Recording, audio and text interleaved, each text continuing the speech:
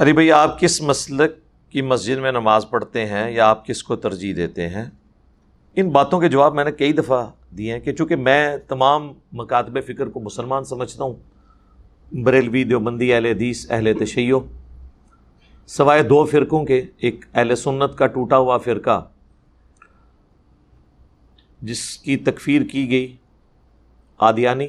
اس کے لیے ہم فرقے کا لفظ اس لیے استعمال کرتے ہیں کہ قادیانی کو مذہب نہیں ہے، کوئی دین نہیں ہے۔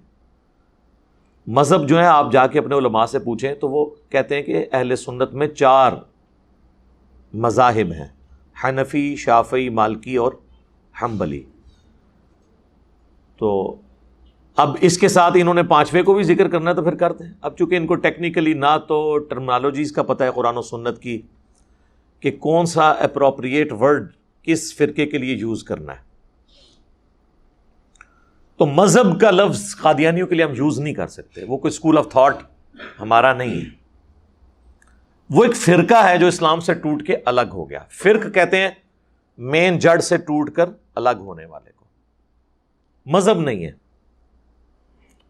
مذاہب تو آلریڈی بریلوی، دیوبندی، اہل حدیث، یہ سارے مذاہب ہیں، حنفی، شافعی، مالکی۔ یعنی مذہب کہتے ہیں چلنے کے راستوں کو، مسالک کے لیے بھی کا لفظ بھی استعمال ہوتا ہے۔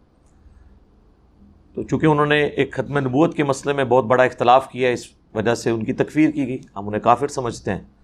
اور دوسرا فرقہ جو اہل تشیع میں سے نکلا ہے، نوسیریہ، جو ہمارے سب کانٹیننٹ میں تو نہیں ہے لیکن شام کے اندر وہ موجود ہیں۔ اب سب کانٹیننٹ میں بھی ان کی کافی سارے ذاکرین نے آ کے ممبر سنبھال لیا ہے، جس کی وجہ سے علماء پریشان ہیں۔ چونکہ نماز سب کے پیچھے ہم پڑھ لیتے ہیں، اس لیے مسجد والا تو چکر ہی ختم۔ یہ جو نماز نہیں پڑھی جاتی نا، اس کے پیچھے یہ ہوتا ہے کہ ایک دوسرے کو کافر سمجھ رہے ہوتے ہیں۔ مسلمان بالکل نہیں سمجھتے، ورنہ نماز پڑھ لیں۔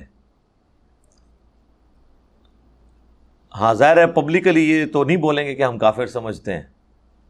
آج کل تو رد الفساد اور ضرب عضب کی وجہ سے لوگوں کے لیے پریشانی ہے، ورنہ تو پہلے آپ کو پتہ ہے کہ ہمارے ٹوائلٹس کے اندر چاکنگ ہوئی ہے شیعہ کافر کے نام سے، کیا یہ نہیں ہوتا رہا؟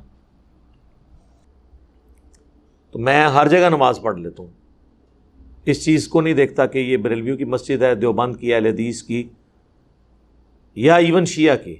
حالانکہ اہل سنت، اہل تشیع والی تفریق ذرا بڑی ہے، فائدہ نہیں ہے نا اس تفریق میں اب پڑھنے کا۔ جب مسلمان سمجھ رہے ہیں تو پھر نماز ہو جائے گی۔